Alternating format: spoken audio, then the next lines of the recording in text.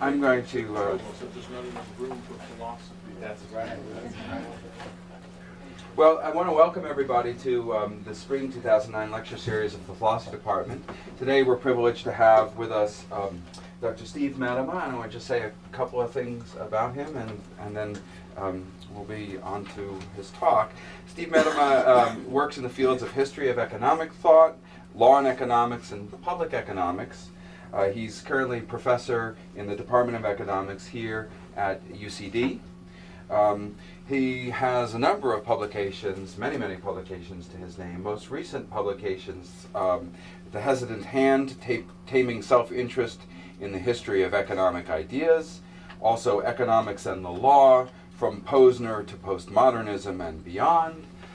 Recent articles of his include Defining Economics, The Long Road to the Acceptance of the Robbins Definition, and On the Definition of Economics, and also the talk that he's giving today is a recent work, Losing My Religion, Sidgwick Theism and the Struggle for Utilitarian Ethics in Economic Analysis. So I want to thank Dr. Madenna very much for coming and speaking with us, and we'll have him speak for about 45 minutes or so, and then there'll be plenty of time for questions, refreshments, and other acts of self-indulgence. Don't let me get in the way of refreshments. This paper actually was an unintended consequence of the writing of my new book, a forthcoming book, The Hesitant Hand, which will be published by Princeton University Press in a couple of months. What I would do in that book is attempt to explore the interplay between the idea of individuals as self-interested actors, the role of the market in economic activity, and the role of the state in economic activity, and how that plays out through the history of economic thought, particularly from the mid-19th century, John Stuart Mill in particular, through the 1970s. And I won't give you the sort of whole overview of the book, but Sidgwick is a key figure there because he's a founding figure of what's known in economics as the Cambridge welfare tradition. Welfare economics being that aspect of economics that looks for ways to evaluate economic outcomes. How do we assess whether market outcomes are good or bad? Policy actions, their impacts, are those good or bad? How do we value these things? And until the say mid-19th century, the standard take on this was looking at the effect on wealth. That's what we have Adam Smith's integrated nature causes the wealth of nations, right? Not the happiness of nations, although Smith was a moral philosopher, but economics was focused on wealth. But in the 19th century, there was a move to look for other bases to evaluate the appropriateness of economic outcomes, and utilitarianism, of course, plays a key role there. And this is where Sidgwick comes in as one of the great utilitarian philosophers of the 19th century in particular, but really of all time. And it turns out that Sidgwick's move into utilitarianism and into economics was in part stimulated by religious issues, a crisis of religious faith that he had relatively early on. And this paper attempts to spin out what that crisis was, how it impacted his move into utilitarianism, and then funneled through into his economic analysis, and in particular how the religious / utilitarian platform overlays onto the utilitarian / economic platform. And this is one of those weird papers where I had no idea where I was going when I started. I just thought there was something interesting there, and by the time I got done, I realized, okay, there's this overlay, that's where the link is, and here we are. And the paper was just published in History of Political Economy, in a special issue derived from a conference on the influence of religious belief in economic thought in the 19th and 20th centuries. A little bit of background on Sidgwick for those of you who don't know much about him. He was a Victorian through and through. His life spanned the Victorian period. He lived from 1838 to 1900. And various aspects of his person, his scholarship, and so on reflected certain of the essences of what it meant to be Victorian. One of the key characteristics of the Victorian period in England was a strong diminishment of religious faith and religious participation in particular in England at the time. The numbers were increasing, church attendance and so on was going up, but that was simply an artifact of the fact that population was increasing during this time. Actual rates of participation were steadily diminishing during this period. The role of religious influences in society, something that, as we'll see, Sidgwick found a real potential problem. The role of religious influence was diminishing. Of course, the rise of the university and its import, the clash between religion and science through through Darwin's work and other things, was having a strong sort of secularizing influence in Britain. That said, there was still a lot going on the religious front. Lots of people were still going to church, again, albeit at diminished rates, but people still had this sort of religious ethos within their personality. There was something that people felt important about believing that there was a God out there and that there maybe was some moral ordering to the universe, but yet that wasn't considered necessarily important enough to be heavily involved in Orthodox religion, regular church attendance, and that sort of thing. So secularization, but with this underlying religious sort of moral flavor that still characterized society. As for Sidgwick himself, I mean, he grew up in the midst of this. We don't know a lot about his childhood, but the sort of significant moment there for our purposes is that he had a second cousin, Edward White Benson, I believe, E.W. Benson. And Benson played a prominent role. Sidgwick's father died when he was relatively young, and Benson became sort of a godfather to him, including getting him into the Rugby School, one of the great public schools, we would call private schools, of course, in England in that period and still today. But Benson was also a clergyman, and like many clergymen, he was a teacher as well. He was a master at the Rugby School for a time, moved on to be headmaster of another prominent school, but then eventually became Archbishop of Canterbury. So Benson was an important religious figure in England at the time. As you might expect of an archbishop in the 19th century, he was incredibly orthodox, and he had a tremendous influence on Sidgwick's views. Sidgwick says that he had unquestioned rule over my mind during this younger period in his life on matters intellectual and moral and practical and all of that. Well, Benson helped also get Sidgwick into Trinity College, Cambridge, as an undergraduate. It's at Trinity College where Sidgwick's life began to change in a big way. He studied classics and mathematics. When he graduated, he actually never left Trinity. He went to college and basically stayed there forever. First as a fellow teaching classics and then professor of moral philosophy. But what's important about the Cambridge experience for him is that while he was there, he became involved in several discussion societies, the most prominent of which was known as the Apostles.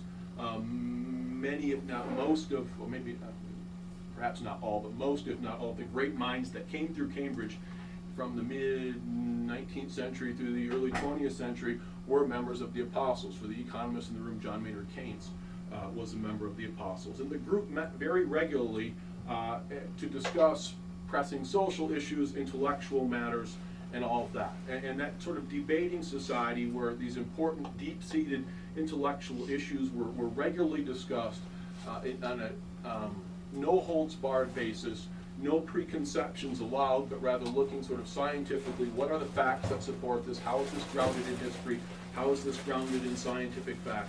That sort of argumentative framework of the Apostles and the other discussion societies of which Sidgwick was a part had a profound influence on him. And in fact, if you read Sidgwick's memoir fragments, he refers repeatedly to the profound influence that his association with the Apostles had on him, both in terms of the intellectual bond and community he felt, but also just in terms of his way of thinking about the world. One of the impacts of that was that it threw him into this state of religious and philosophical and moral turmoil. His association with the Apostles was largely responsible for this, and it brought him into conflict with this received view of the world that he had through Benson's influence. The problem was that the Apostles approached life from a very different perspective than Sidgwick had been grounded in through Benson. Nothing was taken as given. The starting point was simply historical facts, scientific facts, and a search for absolute truth. Social sciences, for example, must be grounded in facts. You cannot start with preconceptions and reason on that basis. Sidgwick was an empirical guy, so all of his positions, all of the apostles' positions, they felt had to be built up from actual data, and that included theology. Right? And so as part of this, Sidgwick started looking around for evidence of the existence of God, and the various things that would go with that in terms of Orthodox teaching, the divinity of Christ, the resurrection, the virgin birth, the existence of heaven and hell, and all of that. And of course the problem was that when the apostles talked about these things, and they did with some regularity, they could never find any proof that these sorts of things existed. And so this caused Sidgwick to call his entire sort of way of looking at the world into question, and in fact led to a substantial change in his views. Now this didn't make Benson any too happy. I mean, Benson, as you might expect, was one whose starting point was the Bible is absolute truth, okay? And that you have to look at social issues, political issues, philosophical issues, whatever the case may be, through the lens of faith. If that's not your starting point, then you're going to be led to the wrong conclusions. And where science and reason on the one hand and Holy Scriptures on the other hand conflict, there has to be something wrong with science and reason. That is, this sort of unbiased, dispassionate kind of inquiry that was characteristic of the apostles was anathema to Benson. Well, so all of this set off this period of crisis, of storm and stress, as Sidgwick called it. He simply didn't know what to do. I mean, he had these, these deep-seated beliefs from childhood that now were seemingly being vaporized by this scientific approach to inquiry that had sort of captured his way of wanting to look at the world, and yet he couldn't resist the idea that there had to be something else out there. So I mean, it didn't just say it's all crap.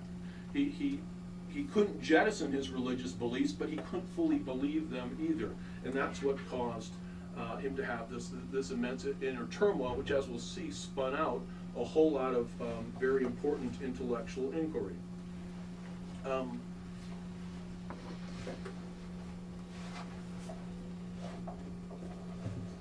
So the problem here is all about proof. Okay? And to understand Sidgwick, you have to understand this notion of scientific proof and what it constitutes. Whether it's religious, philosophical, economic, whatever the case may be, if it can't be grounded in some sort of empirical proof, then life is all over as far as Sidgwick is concerned. Well, why did this cause a problem for him? Well, the sort of inherent belief system reasons, of course, are important. But on the other hand, he wasn't really ready to abandon Christianity either, and it had certain, I don't want to get to that yet. In the attempt to deal with this, he set out in search of proof. Okay? He graduated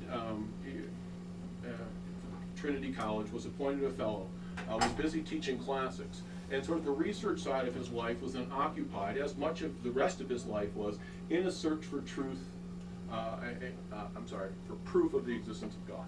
Okay? That there's this benevolent order to the universe, a higher power that orders that, whether it's the God of Orthodox Christianity or something else. So there's a theism, okay, that Sidgwick could not let go of, but he needed proof of that theism, and more importantly, he really was after proof that the theism, or the Christian version of theism, was the right way to go. And so he made an enormous amount of historical study trying to look at ancient manuscripts. He studied Hebrew and Greek in order to be able to read this stuff in the 1850s, trying to find some basis in history, some facts to ground, or upon which to ground religious belief. But he simply couldn't get there. He tried and he tried and he tried. But eventually he just gave it up. He saw it just wasn't working. He couldn't rely on history to solve his problems. Well, this led to something approaching a breakdown for him. The problem was that there were certain rules in place at the time, as some of you may know, with regard to religious belief and being a member in good standing of the established church, in this case the Church of England, in order to maintain one's fellowship at the Cambridge colleges. And Sidgwick's problem was he didn't believe. The Church of England has 39 articles of subscription that you need to believe in. Basically, they track the Nicene Creed, for those of you who are familiar with that. And they include the basics like the existence of God, the divinity of Christ, the presence of heaven and hell, the resurrection, all that good stuff. And Sidgwick said, I simply can't buy this stuff. I believe that there's a higher power. I can go that far, but I cannot subscribe to the things that the Church of England requires me to subscribe to. I simply don't believe it because I cannot find proof for it anywhere. And so he spent a lot of time trying to decide whether he should resign his fellowship. Now, Sidgwick thought he was alone on this score. These ideas were not being widely discussed during the period. I mean, obviously, a Cambridge professor, a Cambridge fellow, is not going to put his means of economic survival on the line to start writing papers about whether the Church of England's belief system is absolutely right. It's sort of the fast road to the unemployment line. But Sidgwick wasn't the only person who believed this way. You can find a lot of references in the literature to other fellows in this period who just went along.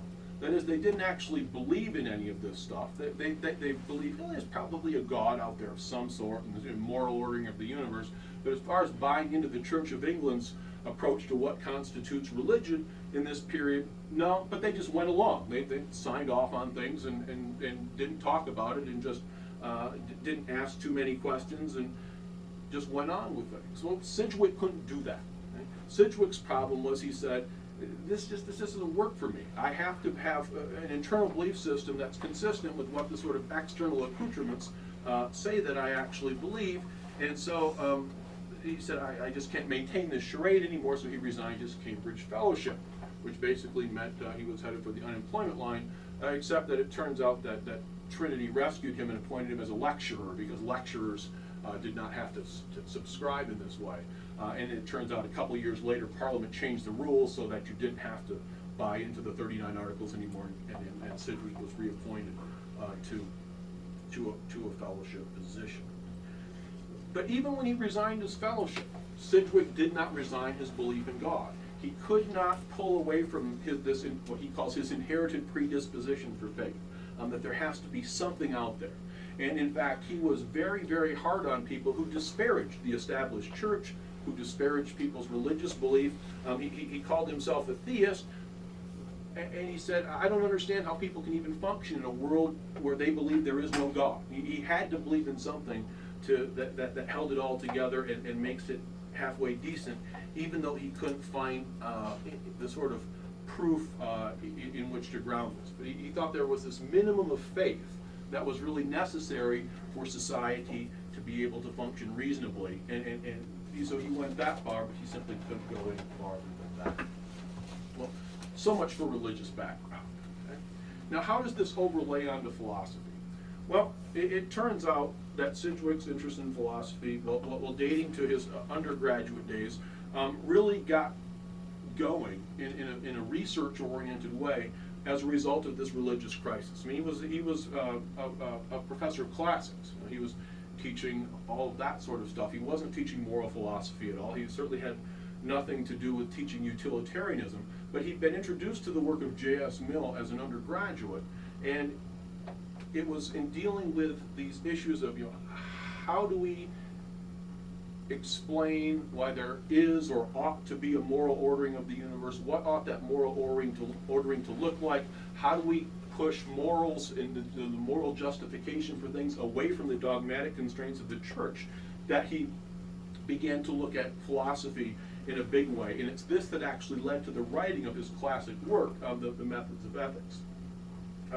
Trying to figure out a way to loose ethics from the religious constraints of the day.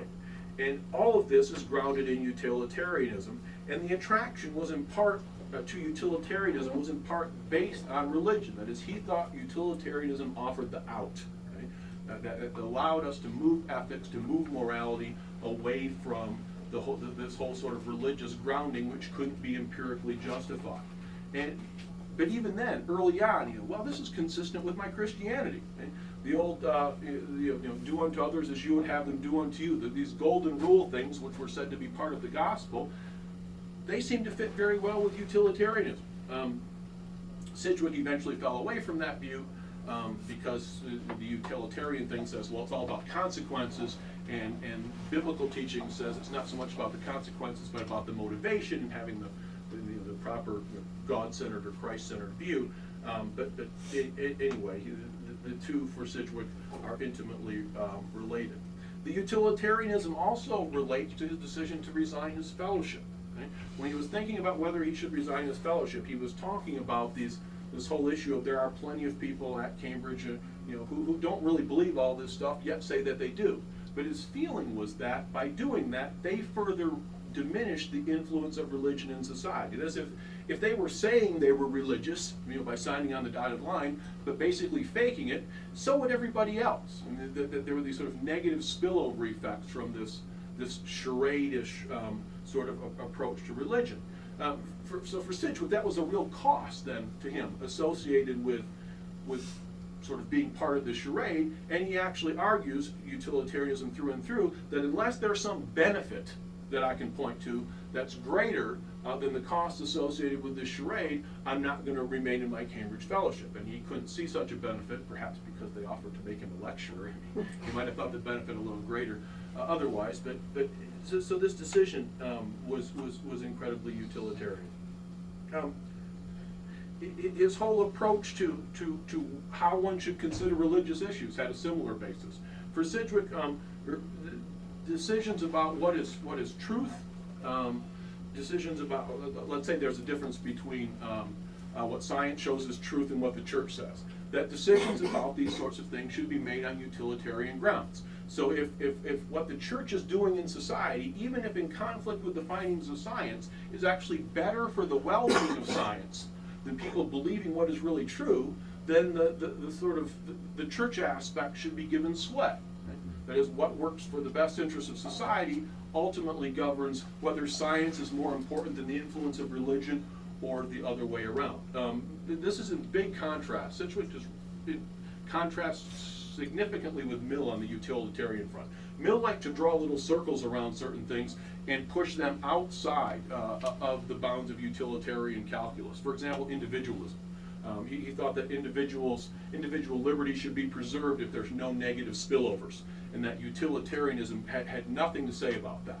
It was only when people's actions impacted other people that utilitarianism and benefit cost type concerns should come in.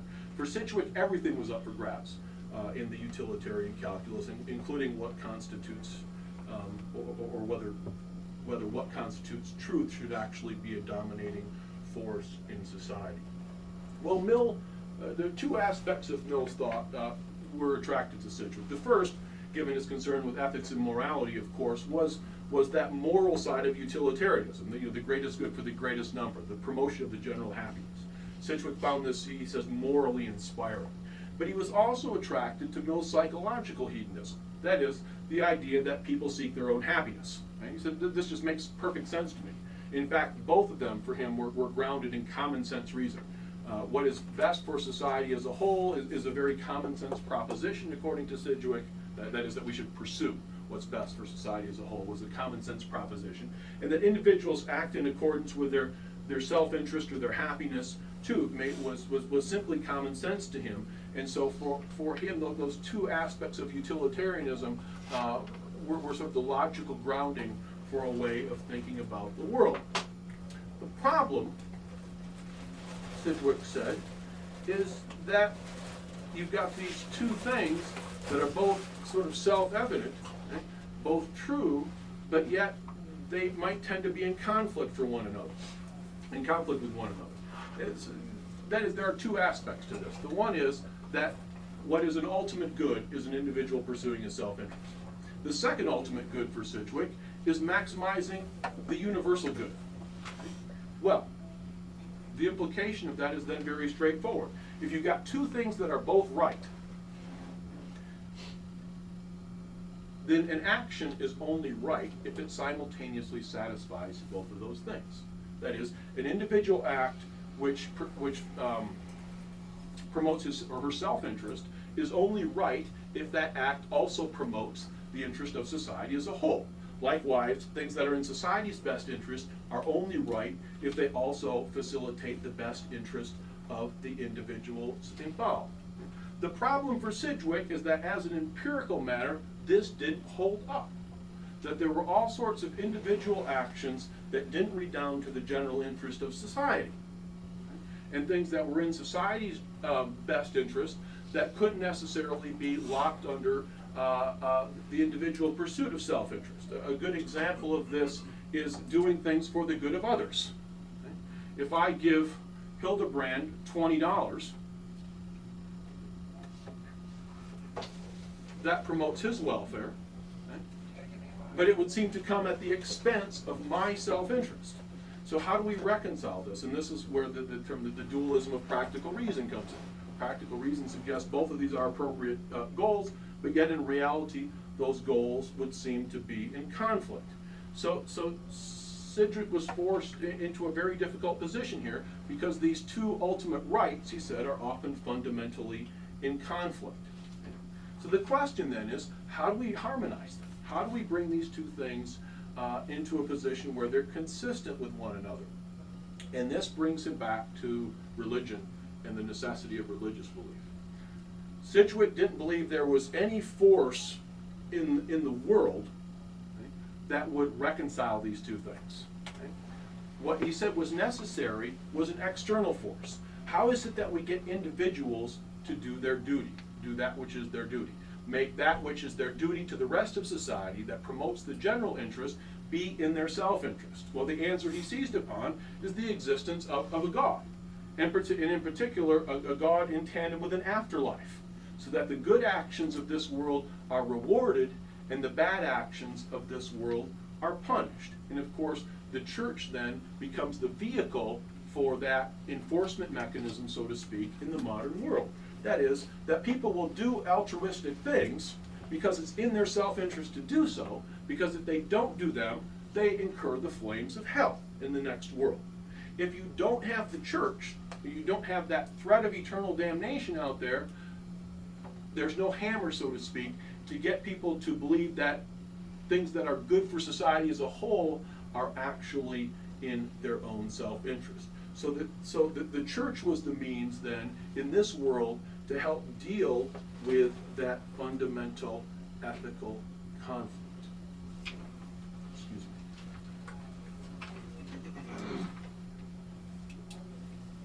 me. So the problem is, this makes perfect sense, right? Except that Sidgwick doesn't believe that there is.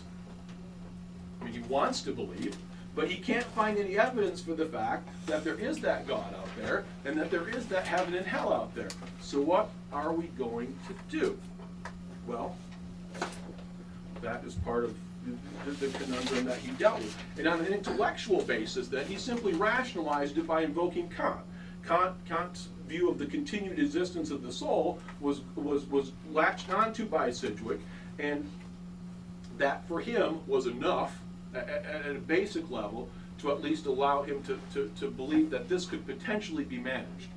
But that wasn't enough for him in the larger sense, because he was, again, at heart, in general, or at least he thought himself, an empiricist. And so he set about then, with even further vigor, trying to find evidence, empirical support for the existence of God. And we talked about his historical, attempts to do this back shortly after his undergraduate days, but this is more than the Methods of Ethics was 1874. The 1870s, 1880s, 1890s, and he set out to do this by getting himself involved in psychical research. And this had some currency in England for quite a while. But Arthur Conan Doyle is another famous individual who was very involved in the psychic stuff. But he thought that the psychical studies, that this exploration of psychic phenomena might, seances and all that good stuff, might yield him some proof of the existence of God. Of course it didn't. It didn't bear any fruit at all. But even then, these repeated attempts to find some proof that God exists, turning up in failure, didn't get him to abandon the sort of basic theistic belief structure that he had. But that said, he became increasingly convinced too that he was never going to find the sort of proof that he had, that there was this immortality of the soul and the sort of divine sanctions that he thought were necessary to harmonize this dualism that his utilitarian analysis had turned up. And such was the sort of inner conflict that this posed that at one point he thought that he needed to resign as a professor of ethics, because he's out there teaching what ethics are in this utilitarian way, but yet the moral sanction that he needed to make it all hang together didn't exist as far as he could tell, so he thought he was basically just throwing junk out there, or was worried that he was just throwing junk out there at his students. How we doing? About 10 minutes or so? All right. A little more if you want. Okay. So how does this then overlay onto the, now Beckman can wake up. How does this overlay onto the economics? Well, Mill's influence on Sidgwick wasn't limited to utilitarian philosophy. Mill's writings in political economy stimulated Sidgwick to begin reading more widely in this area as well, and led him to publish a substantial treatise on the subject, and also his Elements of Politics have a ton of economics in them. And all this is closely intertwined. I mean, Sidgwick's interest in economics and theology, utilitarianism, were all about means to increase human happiness. Utilitarianism was sort of the code, so to speak, or the language. But political economy, of course, he thought can make people better by improving quality of life, and theology, of course, in terms of increasing the moral fabric of society. So his interest in the two was very much intertwined, and of course the utilitarianism suffused all of this. His economics had these sort of two basic elements of utilitarian thought that characterized his philosophy per se as well. First of all, his economic theory made self-interest a centerpiece of human motivation. From Plato right on through, people have looked at the effects of self-interest, on individual action in society. But for Sidgwick, it was very much a centerpiece. He called the motive of self-interest powerful and continual, and suggested that there wasn't any better basis out there on which to ground economic theory. He even went so far as to suggest that his own sort of altruistic acts might really be self-interested, and that they sort of reflecting an enlightened self-interest. That degree of pervasiveness then he ascribed to self-interest, and he didn't really see education or any other mechanism for changing that. I mean, he basically took it as datum, as a fact of life. Individuals will pursue their happiness, their self-interest, credo one of utilitarianism. But then the second piece of this, of course, is the moral aspect. That is, that in terms of evaluating economic outcomes, markets, economic policy, and so on should promote the greatest good for the greatest number. That is, maximize the happiness of society. So the question then for Sidgwick became, to what extent can we assume in the economic realm that the individual pursuit of self-interest translates into the best interest of society? And here, once again, he ran into a problem. Right? In looking at the working of what we today call perfectly competitive markets, that term didn't exist then, but sort of a highly competitive, laissez-faire economic system, Sidgwick said, well, this is it.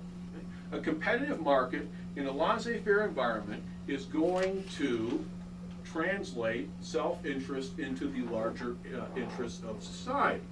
This, in various forms, characterized economic analysis from Smith through the 19th century, or at least that branch of economics that goes under the heading of classical economics.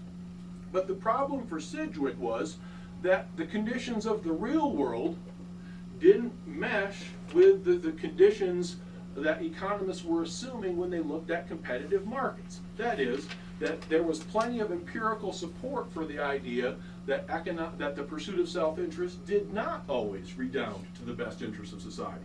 Or to state it the other way, he couldn't find empirical support, or continuous widespread empirical support for the idea that the pursuit of self-interest always worked out to the best interests of society. And in his Principles of Political Economy, he lays out an enormous laundry list of areas where this doesn't happen, right? Where competitive markets, laissez-faire, supposedly, according to a lot of the classical literature, promoted wealth maximization within society. Well, Sidgwick argued from a utilitarian perspective that there are many cases where, while that may be true, wealth maximization is not always in society's best interest. There are certain other things going on, certain damaging effects associated with the operation of markets that sort of trump the wealth effect. There are extra economic considerations that are more important than wealth, essentially. But even taking the theory on its own terms, he argued there are plenty of instances where markets don't in fact produce even the wealth maximizing outcome. We economists today call that market failure. But you had this sort of extant body of economic theory that assumed that something, verging on laissez-faire worked to the best interest of society. Sidgwick said, no, that invisible hand is not there.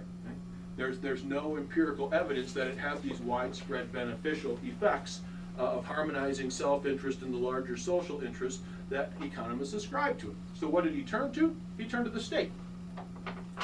And the state is the necessary corrective mechanism. The problem for Sidgwick is that the state had its own problems. And you see in Sidgwick, I won't, not the sort of laundry list you see on the market failure side, but this very large grouping of problems associated with the working of the political system and the economic policy-making process. The self-interested behavior by legislators and bureaucrats and things like that. And Sidgwick was very much a pioneer. And so, in that front. So Sidgwick came down on the state side thinking, well, yeah, I mean, we can imagine in theory how the government can make things better, but in fact the governmental cure could end up being worse than the market disease. So once again, we're left with this fundamental problem. Right? How do we reconcile self-interest and the larger social interest? The invisible hand doesn't do it, but the more visible hand of government, this is where the hesitant hand term comes from for the book, the more visible hand of government can't be relied on to solve the problem either. So where do we go from here? And I hope you're beginning to sense then the parallels between the role of religion on the ethical sphere and the role of the state then on the economic sphere. The commonality here is that Sidgwick's ethics and his political economy were both characterized by this search for a harmonizing element, some force that will harmonize self-interest in the larger social interest, in the ethical realm and in the economic realm. And what Sidgwick wanted, what he wanted to believe, was that the invisible hands would do it. God, in the case of ethics, and the market, or whatever the invisible hand happens to be, in the case of economics, that these private and social interests will be equated. But the problem is that he couldn't find empirical evidence for the beneficial working of either of these. Right? He couldn't rely on morality absent divine sanction. He couldn't rely on the market absent some significant intervention from the state, which even itself could cause a problem. But that's where he ended up. I mean, he was forced to rely on these more visible hands, the church and the state, to work where the invisible hands couldn't.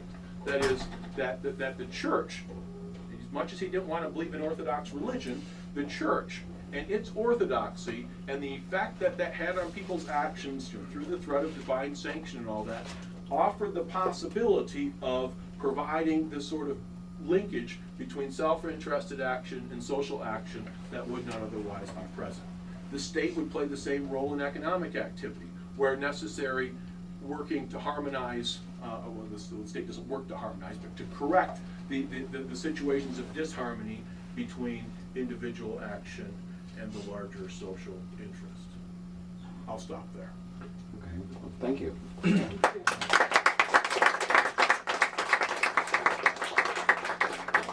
We have plenty of time for questions, so Steve will take.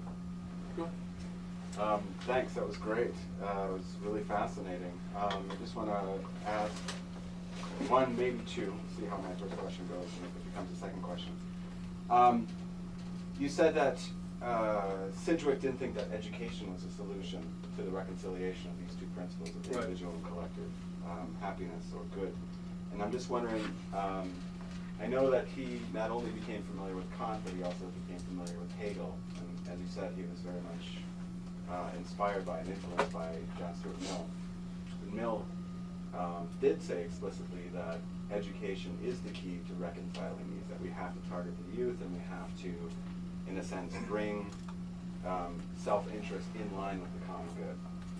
So I'm just wondering if Sidgwick specifically addressed Mill's argument, and then on the Hegel side of it, or at least that tradition, that German tradition that we became familiar with, was that there were these kind of mediating institutions in society, maybe not just the state, but unions and corporations and religious organizations that would do that function as well. Maybe not in an educational institution, but in some other kind of social institution that would change actually the interest, so that the self-interested individual, even if we were to concede psychological egoism, could be adapted, educated, transform something.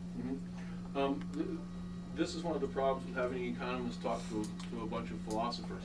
There are certain aspects of some questions that I can't answer, and your first question is, or the first part is one that I don't have a good answer to.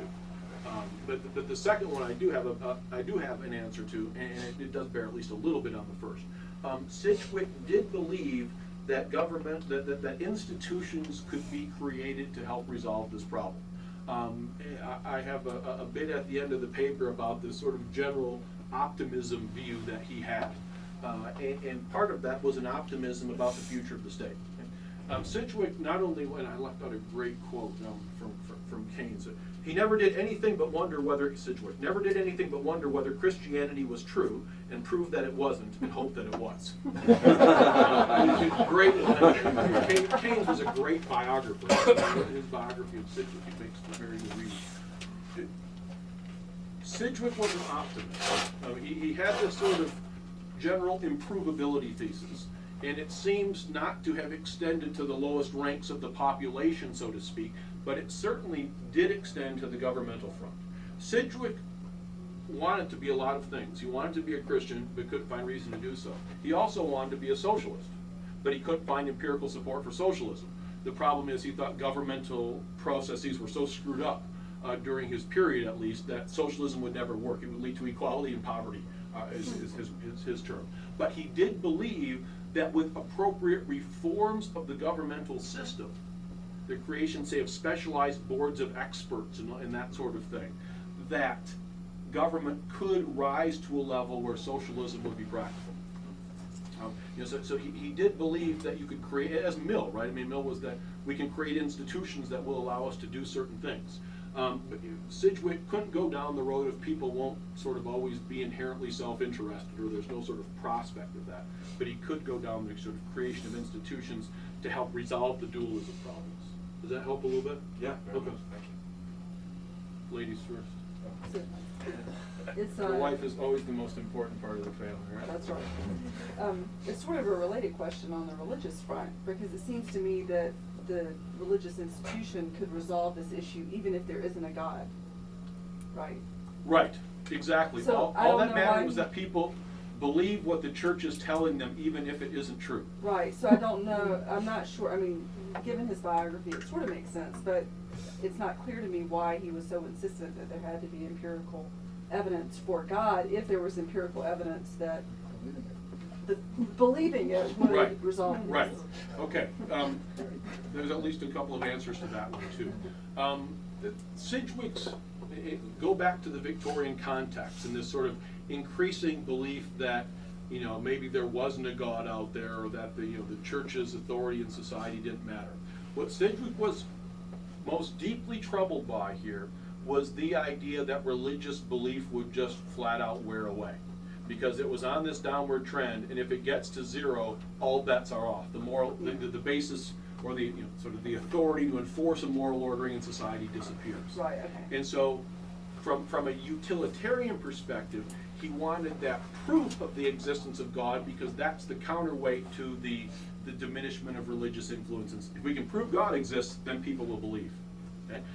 But there's also the internalist part. That is, I'm an empiricist. I want to believe this. I need to believe this, but I can't truly believe it if I can't actually put my finger on the evidence that it exists. So there's sort of like that two-piece answer, that he needed the evidence for himself, but he also needed the evidence to prevent the social destruction. That's too strong a term. But the social problems that he thought would accompany the demise of religious faith. That makes sense. And thus, morality. Metcalf. Yeah, well, first of all, thank you for reminding us of Sidgwick, because he's such an influential thinker, and this has been really interesting. I'm interested in his interpretation of Jesus, and whether there's much in his writing about it, because Mill says that utilitarian ethics is Jesus' ethics. Right. But I mean, it seems to me a plausible criticism would be that Jesus is not teaching enlightened self-interest. In fact, what he's teaching is to live differently than we always do, in terms of a hunkered down self-interest, or a kind of calculating rationality. And there are many instances in the Gospels where Jesus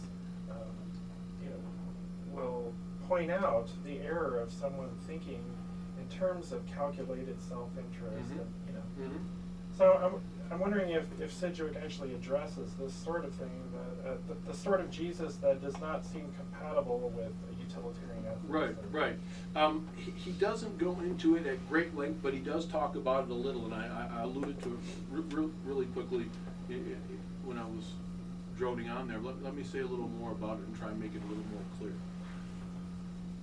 This is one of the areas where Sidgwick did depart from Mill, eventually. Not early on. Early on, he bought the idea that utilitarianism reflected the golden rule that was the essence of Christ's teaching. Right?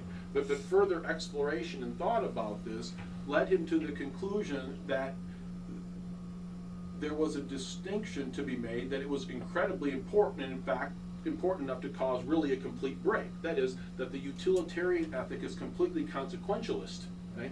And that the religious ethic is not consequentialist at all. That is, the evaluation of whether an act is good or bad comes from the motivation behind it. Okay? It comes from the heart, rather than from the consequence of the acts. And of course, from the perspective of Christianity, the two are consistent. That is, that a properly motivated act will end up having, good consequences, generally, right? They have to have the good consequences associated with it, so that sort of consequentialist perspective is consistent with the internalist perspective. But that doesn't work on the utilitarian side, because the utilitarians don't care about what's motivating the act, whether that's good or bad, as long as the outcome is good. And so, I mean, you're exactly right about the whole self-interest thing, right? The Jesus perspective is that self-interest doesn't cut it. That's the wrong motivating force. Now, what I can't tell you is to what extent Sidgwick explicitly went down that road in his writings. I don't recall anything where he actually makes that point, although he could have. But yeah, I mean, I think he would certainly agree with everything you said there. Like here And there's some people in that room too. Oh, okay, I'm sorry. Don't hold your hand up, hold it out. I think there's two. Okay, well, Sedgwick is really my favorite worried philosopher, and what he seems to be worried about today is that he might need God to keep him from becoming a randist. And what I'm wondering is whether, at the same time, Bayesian decision theory was being developed. And I was wondering if he was cognizant of that, because if he knew about that, he could be in a position of at least promoting aggregate utility while realizing his maybe second or third preference. Mm-hmm. Mm-hmm. And I was just wondering historically whether whether Bayes ever met or came into contact with Sedgwick. I don't know of any link. This is not to say that Sidgwick wouldn't have been interested. He was classics in math. And those were the things that he studied. But throughout his writings, he talks about empirical basis, but he never actually does anything with statistics. Whether not whether it's actually data-driven type of stuff, or even really the language of statistics. He talks about. He was at heart a philosopher. And talks about it not in the sort of symbolic logic philosopher terms, but in the basic intuitive terms, and nothing that we would sort of recognize as being Bayesian at all. Yes? Yeah, so in the utilitarian framework, I'm curious how Sedgwick went about justifying altruistic acts by using the presence of an afterlife, because it would still seem like one's act today is still in self-interest, although they won't reap that benefit or dividend somewhere in the future. Let me see if I can make this an efficient answer. The altruistic act promotes the larger happiness of society, so it satisfies piece 2 of utilitarianism. It doesn't satisfy piece 1 if doing the altruistic act isn't in the individual's self-interest. The threat of eternal punishment makes it in your self-interest to be altruistic, because if you're not, you burn for all eternity. That's the deal. It's sort of that simple, but I'm watching your face and saying, Yeah. want to say that complex at the same time. No, I don't still don't buy it. Because it seemed like you have to, I mean, it's altruistic if you do it solely for everyone else's best interest, not your own. Okay, you're dealing with a different, more sort of philosophical definition of altruism Right. than Sidgwick is dealing with, or than he's using here. We're talking about altruism. Sidgwick is using the term altruism in the very basic sense of doing that which would seem on the surface to benefit others at the expense of yourself. He's not talking about the motivation behind it. He's simply talking about an act that benefits the other at a cost to the self. How could that possibly be self-interested? Well, it's only self-interested. He can only ground it in self-interest if it becomes, or if people only do self-interest. People only do that if there's that threat of divine sanction out there. Right. But that would not satisfy the sort of philosophical definition of an altruistic act. That's exactly right. I see, yeah, okay, because I'm thinking it's not a Right, loss right, to the right. oneself, it's actually a Right. benefit. What the term that's sometimes used today is other regarding behavior. Right, Okay? okay. That would be the more appropriate term. I don't know who's next. I want to, like Rob, thank you for reminding us about Sidgwick, but in my case, remind me about things I didn't know about Sidgwick, which for a lot of modern utilitarians, one of the things that's very appealing about utilitarianism is that it can get us to an ethics without a lot of, if you will, metaphysical mumbo jumbo. Right. That, without references to God and all that sort of Yep. stuff. But with that view of utilitarianism, you're left with a position not unlike Bentham, where you cannot discriminate between, if you will, the pig satisfied or Socrates satisfied, or maybe a better example, the drug addict who's pursuing his self-interest and happiness in pursuit of the drug, and someone who, like Socrates, is pursuing his interests in another sort of avenue. But that Sidgwick was trying to then bring in, seeing utilitarianism as somehow fundamentally incomplete at its basic Benthian level, needing to bring in something otherworldly to bring in the notion of the universalization. Right. But I'm wondering if, again back to Chad, with the notion of Mill, who does discriminate between the qualities of happiness and the idea of, the pig satisfied is still below Socrates dissatisfied. Right. But that can only come about via some form of education. But then education towards what? In other words, that all self-interest is not equal in one way or another. And the notion of altruism, that one's self-interest is not merely not burning in hell, but in some sense benefiting yourself even in this life by having a richer life in some sense. So I am kind of interested in whether, kind of back to Chad's, there was some notion of kind of a middle path between the unarguable notion of the mystical that could anchor it and the Bentham style utilitarianism that was incomplete.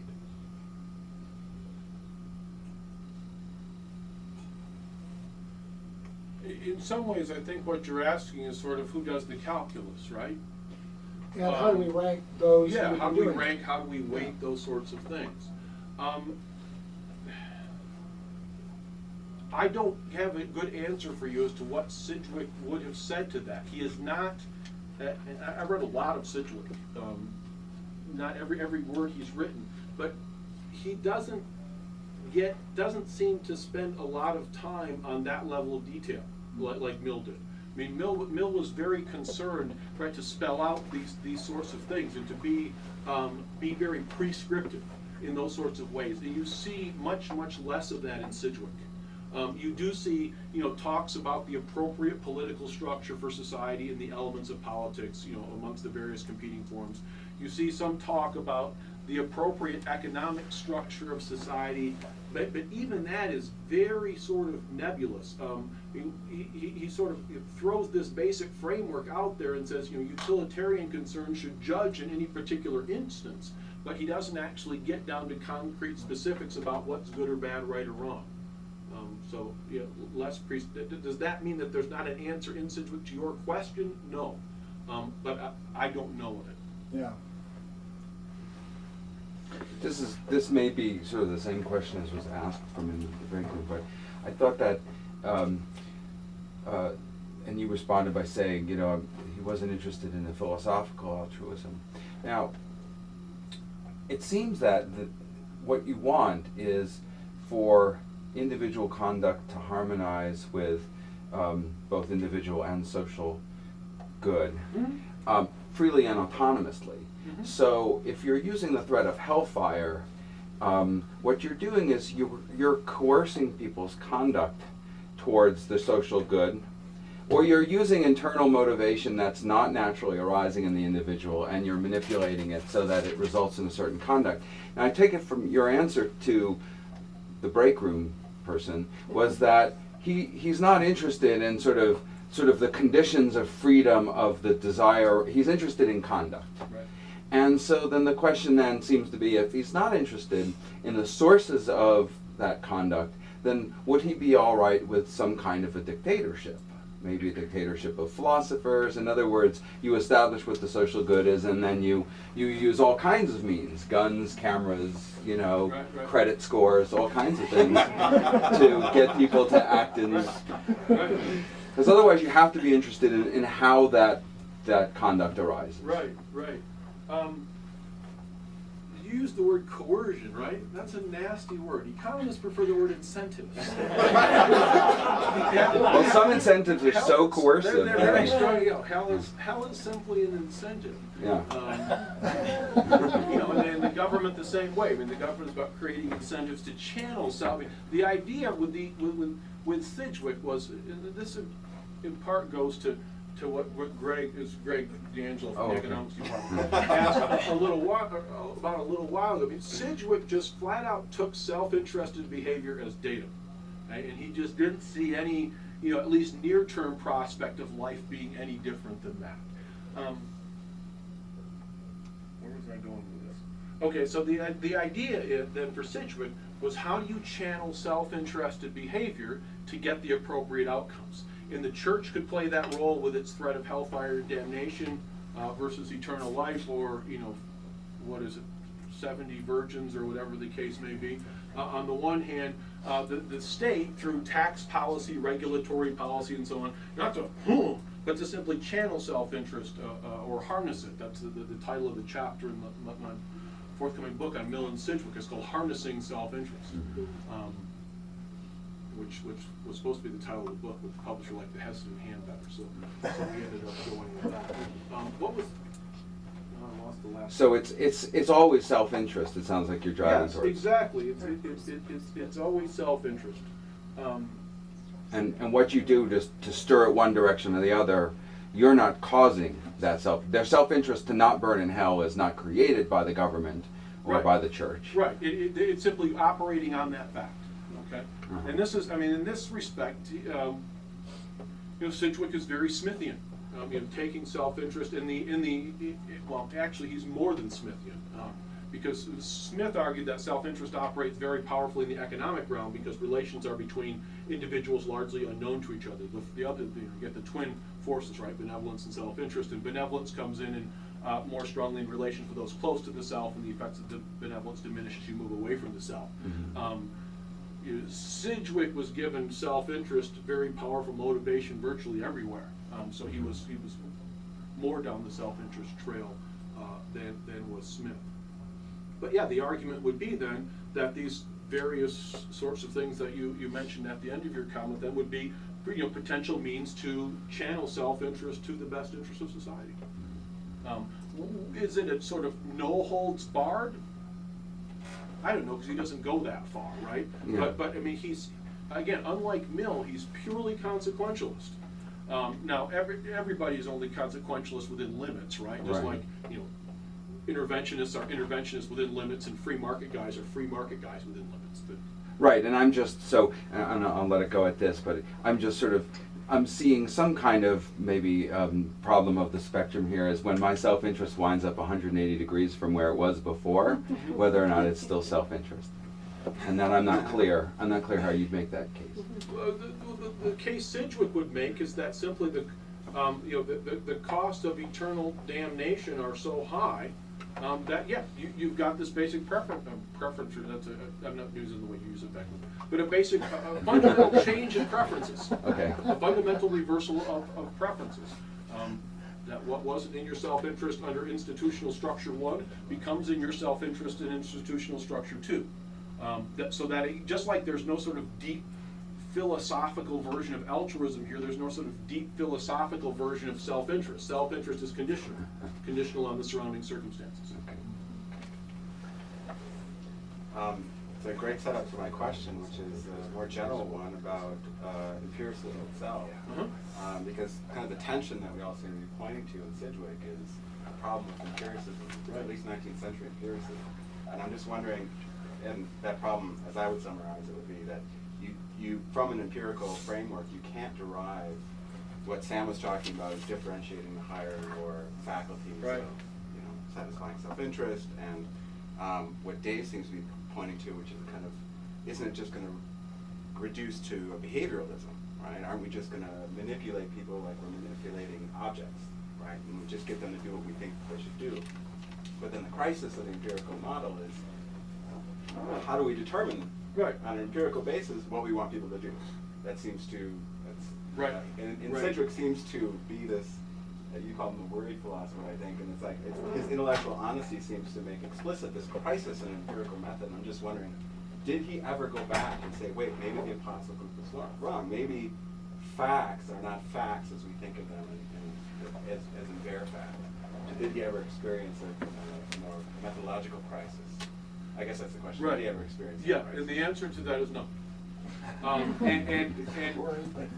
yeah, Worried. worried, That- but Good economy. no, and that's one of the sort of the things that one of the things that some people find frustrating in Sidgwick, because every time he turns around, he's going on about it needs to have empirical grounding. It needs to have an empirical grounding. Yet he's willing to hold on to this theism, even though he can't prove it.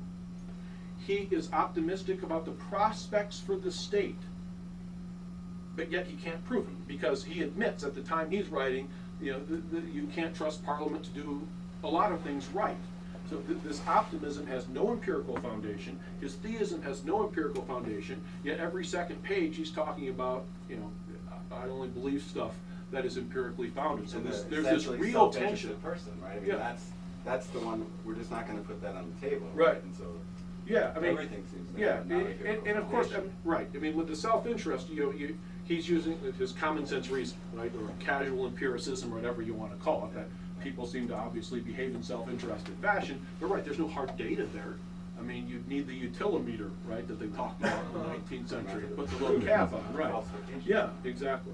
So you used the term intellectual honesty at one point. You weren't talking about it in the sense of intellectual dishonesty, but there are people who, intellectual historians, who don't like Sidgwick, maybe because they disagree with him politically, for example, who sort of accuse him of a form of intellectual dishonesty here, because he keeps hammering this empirical horse and saying, I'm an empiricist, Right. and yet he's got these improvability theses that have no, correct as they may be, in an abstract sense. Yeah, we can figure out ways to make things better. There's no empirical evidence that it actually can or will happen.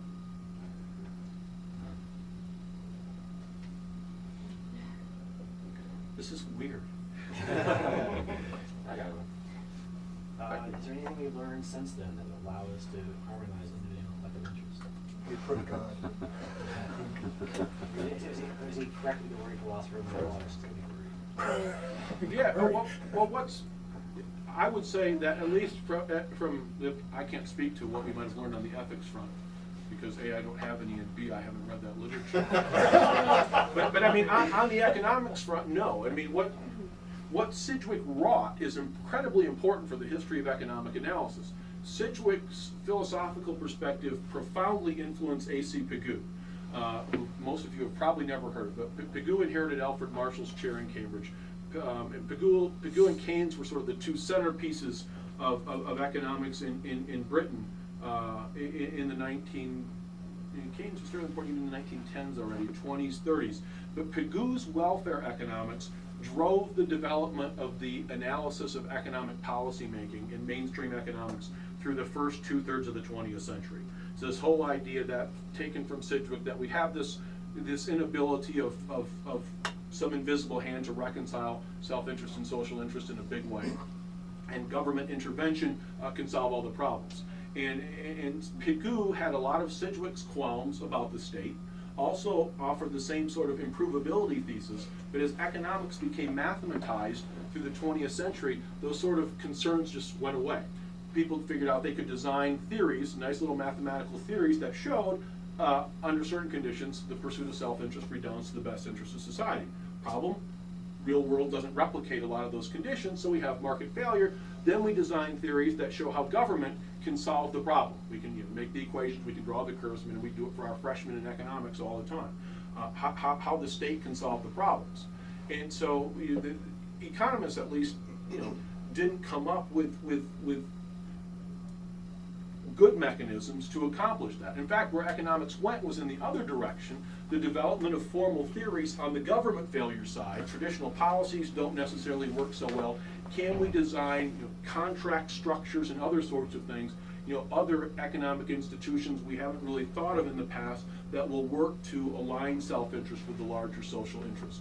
And there's been some significant work on that score.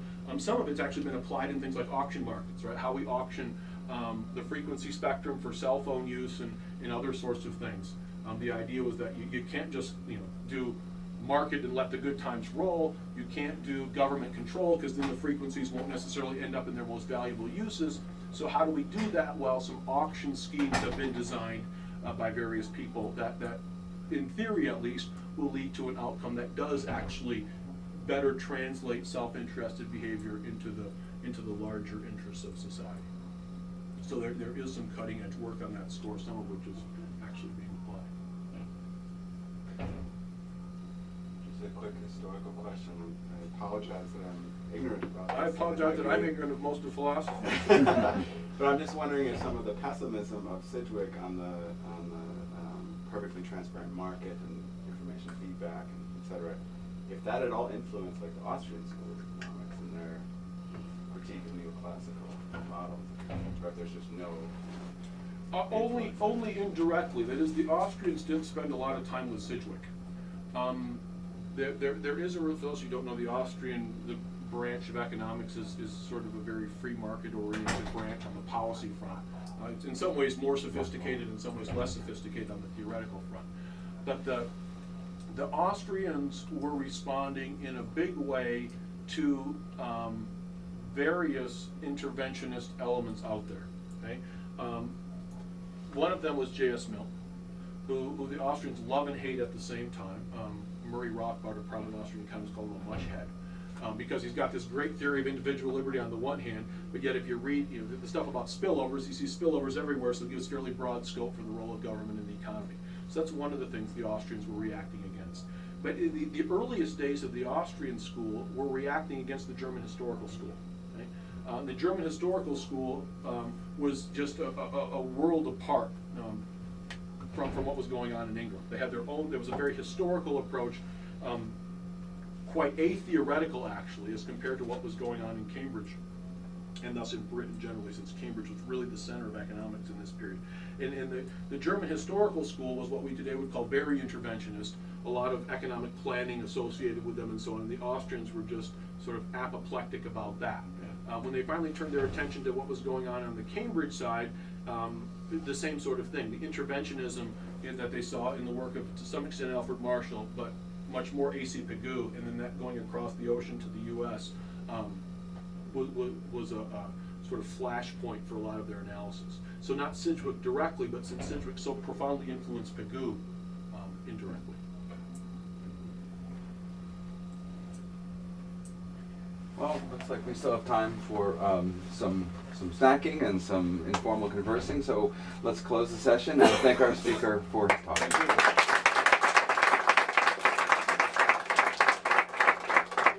Can I just make a quick announcement? For those of you who came in late, there are flyers for our other talks in our philosophy series, and there's a sign-up sheet if you want email announcements for future philosophy department events, and I'll just circulate that.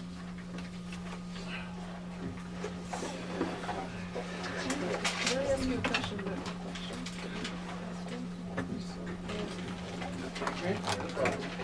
This area, and so in this particular area, we say no.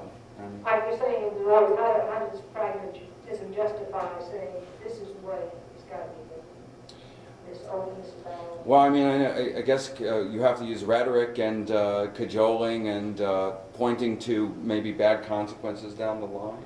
I think the question may be, what are the mechanisms that we can put in place to invite someone to draw these Kantian walls of rigidity where we already presume what the answers have to be, we don't have. I mean, obviously the first step is recognizing that we have rigidity, both in our locution, syntax, and within our minds themselves before we can even begin to dialogue. Well, this is the problem. Dewey has a wonderful book. To me, it's one of the best books he's ever written. It's not the one that's utilized in most of his experience and interest. It's called Quest for Certainty. And that is that the humans want certitude. And they want certitude. This position is not anything about certitude in the moral realm or in any realm. It requires creative intelligence, empathy, experimental openness, and a sense of community. So I didn't go into that here, but pragmatism has a view of the self in which the self itself is an openness in which you take the perspective of the other. So I think what you're asking is how do you get people that want to think within a framework of certitude, think in this way. You figure it out when you work.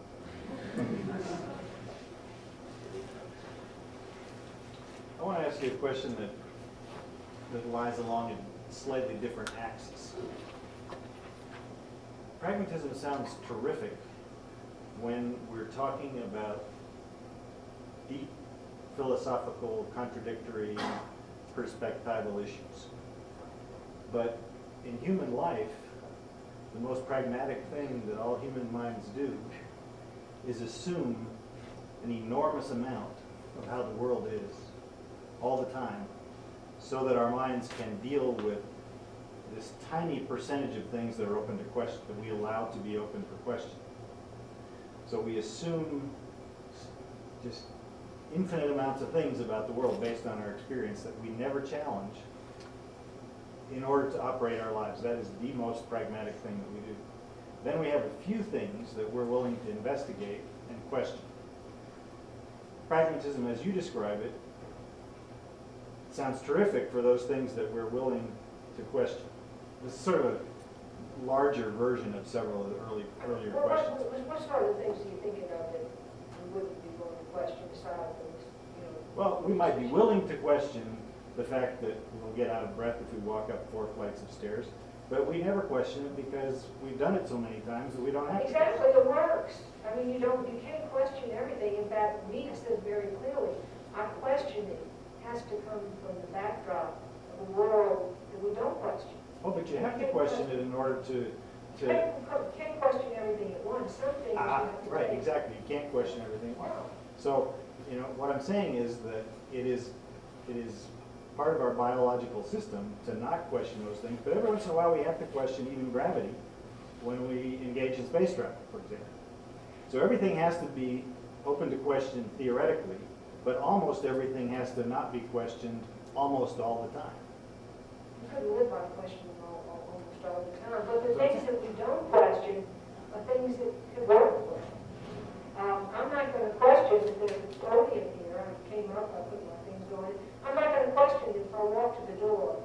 turn the knob, I'm gonna be able to get out. No, But on the other hand, if a few times I can't get out and have to call for help, I'll be a little more tentative when I go to that particular door. In other words, it's a practical certainty. We operate with a set of beliefs. There's no need to question. But it's not theoretical certainty. It's not theoretical certainty. If experience keeps showing that something's not working, you're going to change your belief. You're going to be more tentative about it and give it up to something else. So we have to, at the practical level, we act. We don't think about things that have been working. When you stop and worry about it is when it stops working. Then you have to come up with a new way of thinking about it, explanation. No, it's the most practical level. The pragmatism would be what's totally opposite.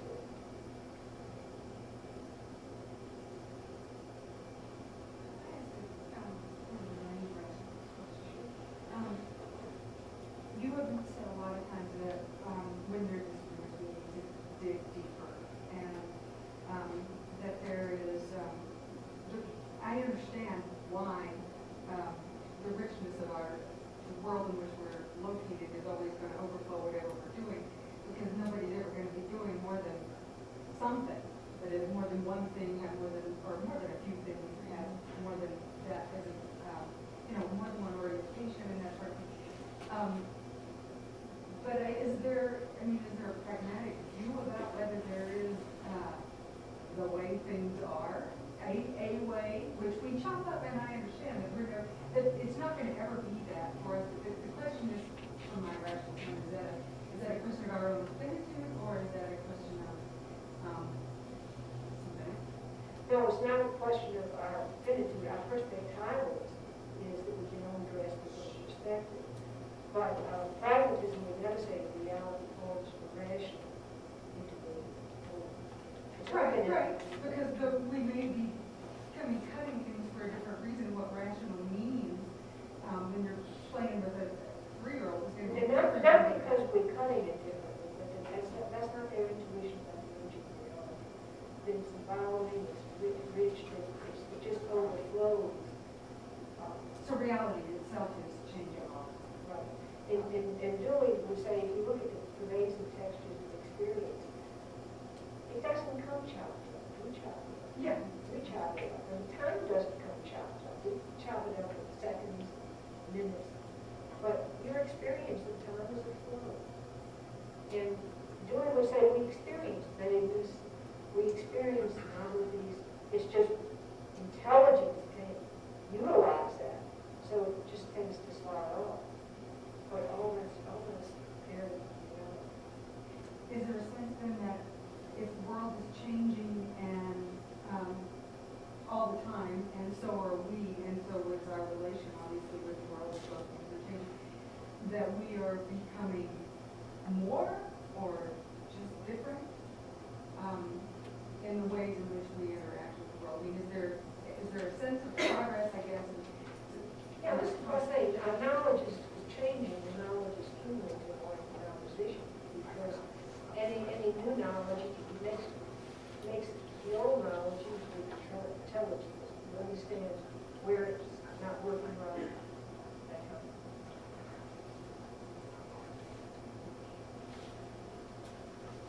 But since what's going to count as knowledge for different people, different projects, or the scientist and the mother. Oh, okay. Then the question is that if knowledge is cumulative and it's cumulative differently in every different kind of enterprise one should be engaged in, Well, but this is the thing, each area is not isolated. This is what I'm saying. If you want to recognize that the different areas are extracted from a rich nature, the issue is not different areas having different discrete things, and then how you get them together, they're all isolated. But it's different ways of getting hold of the one which is a reality. The abstract scientist gets at it in ways that are more predictable and controllable. But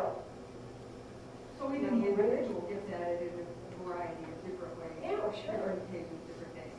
You know, I mean, you might walk, let's say, a student walks in the same classroom every day and sits down in the same chair. Probably, if you had a student shift their up his eyes immediately, you wouldn't know what color it was. You see, no, a chair is something to use. A chair is something to use. And he certainly wouldn't know how many mixes he had. But if you're trying to decorate a room, and you come in, and you want to see the inside chair, you're not even going to notice the shade, you're going to notice the mix it has. What's real, the mix, the shade, or the hardness it holds, it's all real, it's just for different purposes.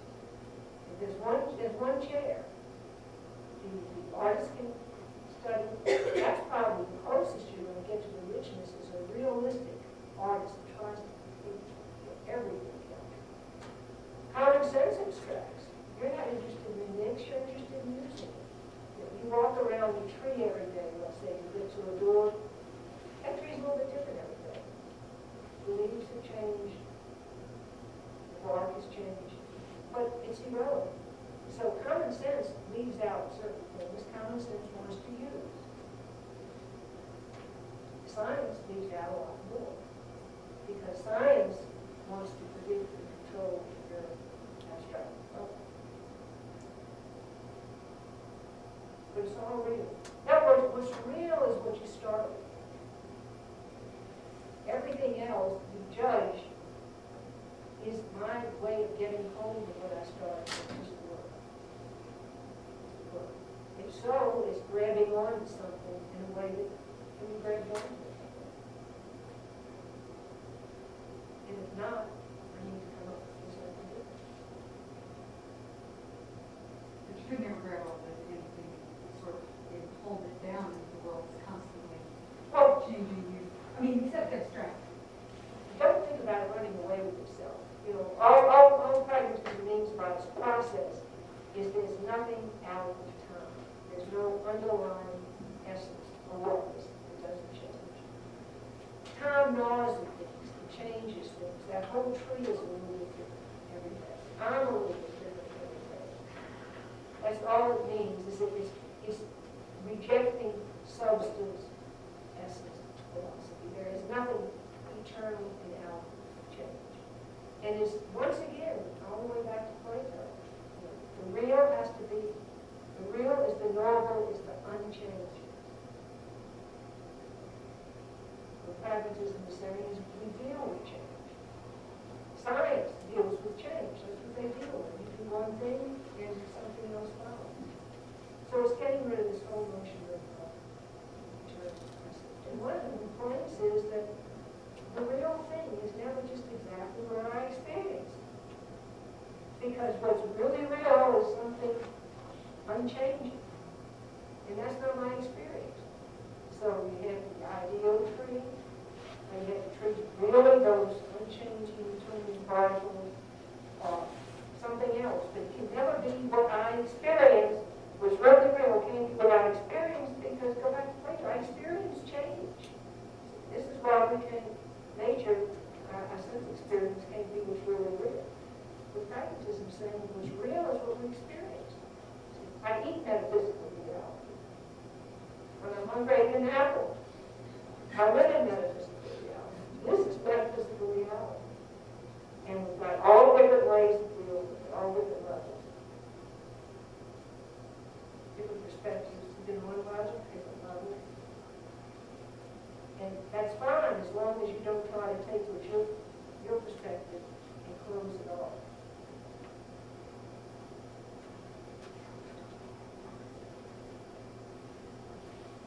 You know, then come back to your question. Oh, that's right. I was going to come back to yours for a minute. Yeah, then I'll do it.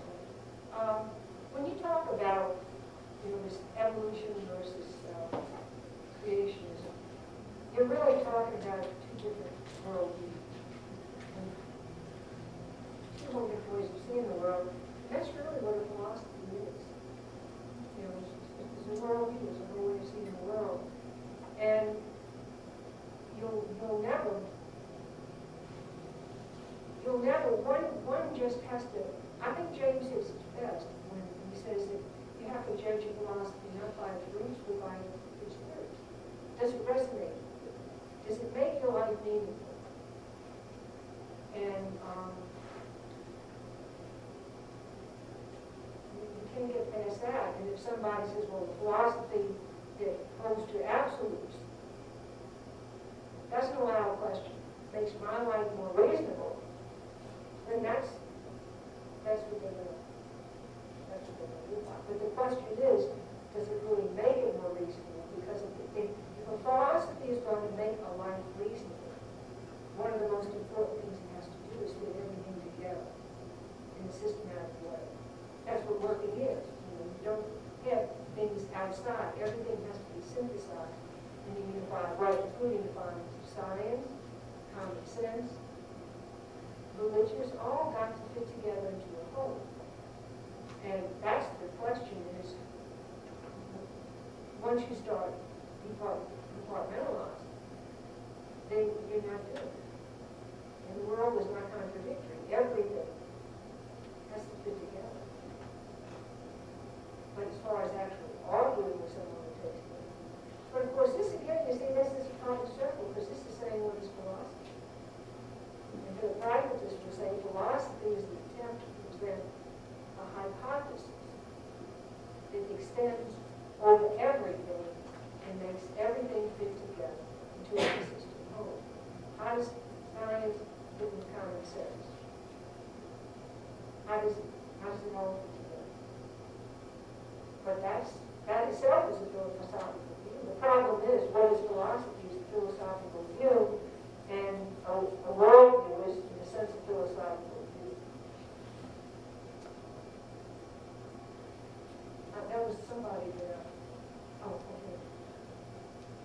Do you take it that commitment to dialogue or commitment to synthesis are framework or perspective transcending practical principles that any rational being ought to be committed to? Or are they simply features of a particular worldview? Well, here's the thing. A philosophy is presenting a worldview, but it's not just a worldview. It's the way you see things. It's what things are to be. And if a pragmatist, speaking as a pragmatist, I say to be rational, you have to be open to dialogue, change, synthesis. But that's within this framework. In other words, there's no way we can ever get out of all frameworks. This is, I'm sorry. It's okay, you don't need to. There's no way we can just get out of all frameworks and talk about anything. Well, what does the pragmatist then say to someone who would prefer to eliminate their opponents rather than dialogue? Would what? Prefer to eliminate their opponents rather than dialogue? Yeah, well, a pragmatist would say, you see, this is what happens when you don't dialogue. Yeah, but somebody says, what's wrong with killing? I think it's fun. I mean, this is Bush's foreign policy in Iraq, for instance. We eliminate the insurrectionists rather than dialogue with them, and I take it that they're deeply committed to it. Well, this is the problem, is what you have today, is you have a clash of worldviews. And you have a total clash of worldviews.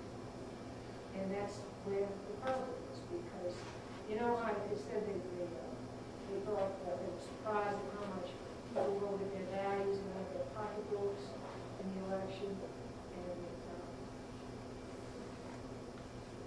you live where your worldview is. It's the way you see the world.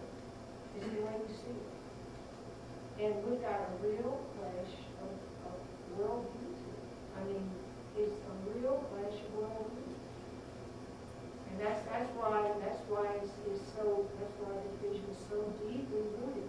It's not facts. They're not object facts. They're only worldviews. It's two different total worldviews. And it's in worldviews sort of in your guts. It's the way you see the world. This is James's rule of belief, which I think is a wonderful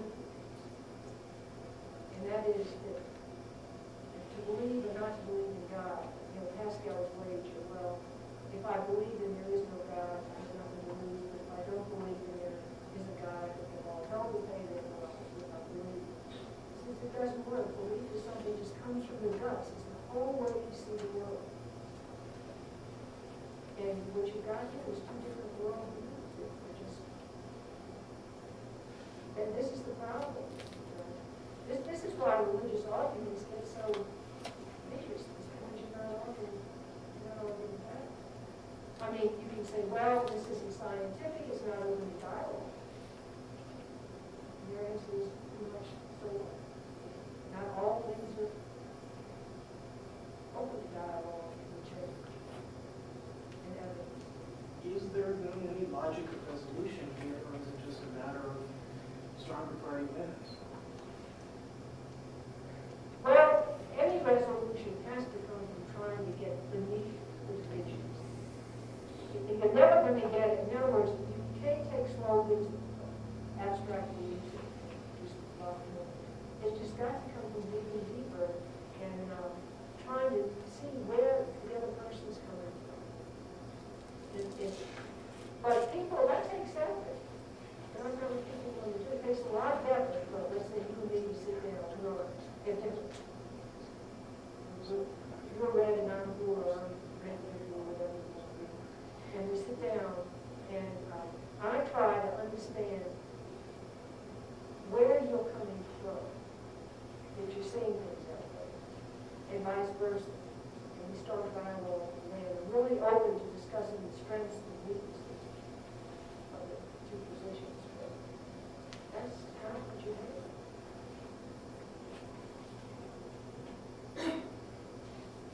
I mean, if everybody, I think if everybody would live by pragmatism, it would be the world. But, Well, that's what they all say, though. that's true. So we can actually say, just live by these principles, it's a wonderful world.